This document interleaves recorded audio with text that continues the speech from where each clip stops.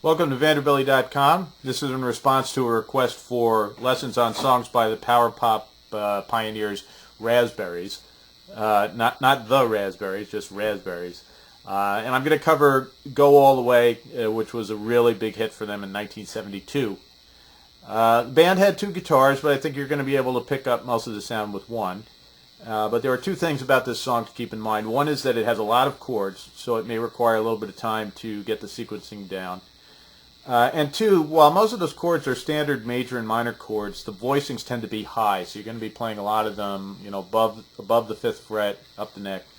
And you'll also be emphasizing the treble strings to get the right sound. Songs in standard tuning, you will want a little bit of overdrive on this because it is power pop, and maybe a touch of reverb and slapback. I'm going to cover all aspects of this song: the intro, riff, the chorus and verse, the bridge and the coda. So let's get started with the signature intro, played once through at speed.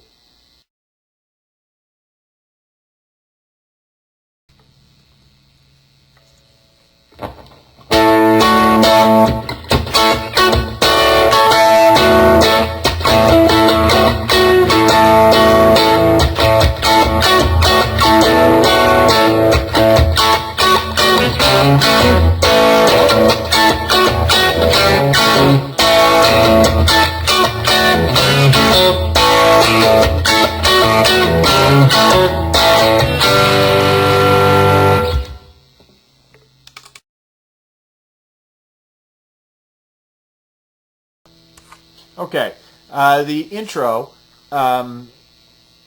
you play it at the 14th fret. You're going to bar the D, G, B, and E strings at the 14th fret, and you're going to put your pinky on the B string 17th fret. And you're going to play all the strings except for the low and high E, and it should sound like this. Next, you put your you keep the bar on the 14th fret, and you put your middle finger on the B string 15th fret, and your ring finger on the D string 16th fret, and that's a modified D chord. It should sound like this. And then you play only the barred 14th fret.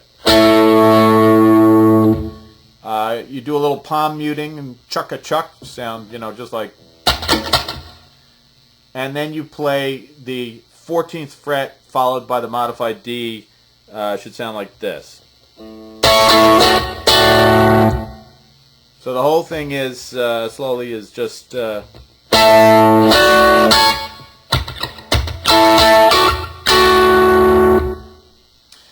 play that 4 times, and then you move to the way down to the open A position. You're going to make the A power chord. Let me get this in the picture here.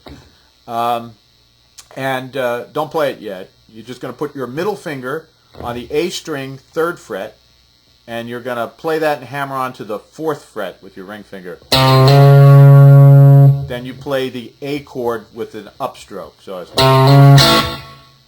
and then you play a boogie on that A chord by hammering onto the D string 4th fret with your ring finger on and off like this.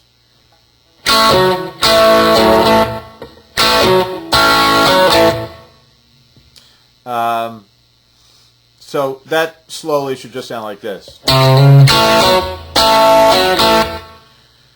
You finish this intro by whipping your power A chord all the way up to the 14th fret, right? And you play the barred 14th fret again once, and the modified D again twice.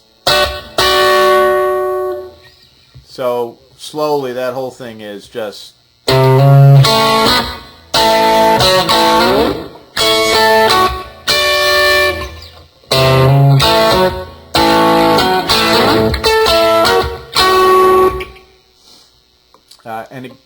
Just like the first part, you play that 4 times, but the last time that you play it, the 4th time you play it, after the A boogie, instead of whipping all the way up here to the 14th fret, you just play a G chord. So that's just. And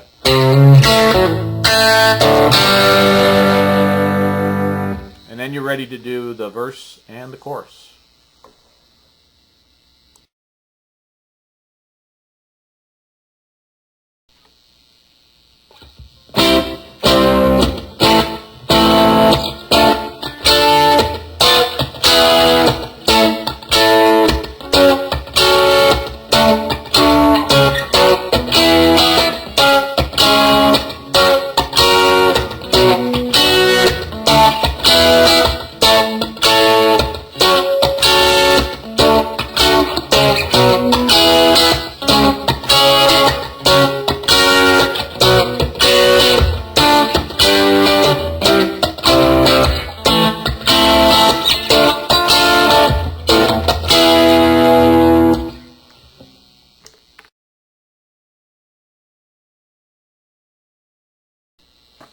Okay, the verse in this song is very short, and the chorus is very long.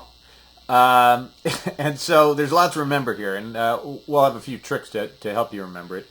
More often than not, we're going to be playing just the D, G, B, and E strings. Though I may fret the lower, E and A strings just because it's easier to remember the form that way. But you tend not to play those because you want the treble voicing on this. Most of these sections have a somewhat syncopated style to them, so they're just going to sound, something like this. Not, all right. So what I'm going to do is I'm going to cycle through the chords in the verse and then the chorus, because there's really no break between them, and I'm going to call out the standard chords, and then I'll describe any unusual ones. You start with a C bar chord on the 7th fret, then an A minor at the 5th fret, a D minor at the 10th fret, and then you insert what is a piece of a B minor 7 flat 5 by putting your first finger on the D string at the 9th fret and then barring the G and B strings at the 10th fret like this. It should sound like this. You're only going to play that once, and then move directly to an E bar chord on the 7th fret. So that should sound like... And that's the entire verse. So, once slowly through, it's just like...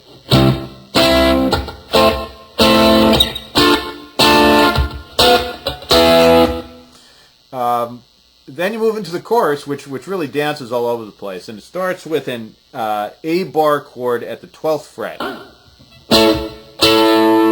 an F sharp minor chord at the 9th fret, a D chord at the 10th fret, and then a C sharp minor at the 9th, and a B minor at the 7th, and they each only get one beat, so... and then an E chord at the 7th fret. So that first bit is like this.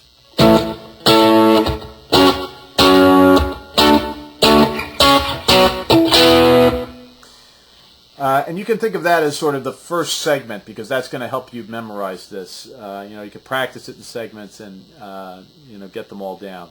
The second segment, if you will, starts off with a C sharp minor chord at the 9th fret, and then an F major, not a minor, at the 9th fret,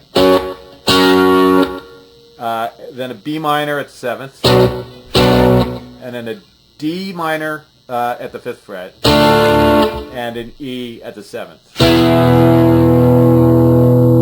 So again, to review the pattern of the rhythm, it's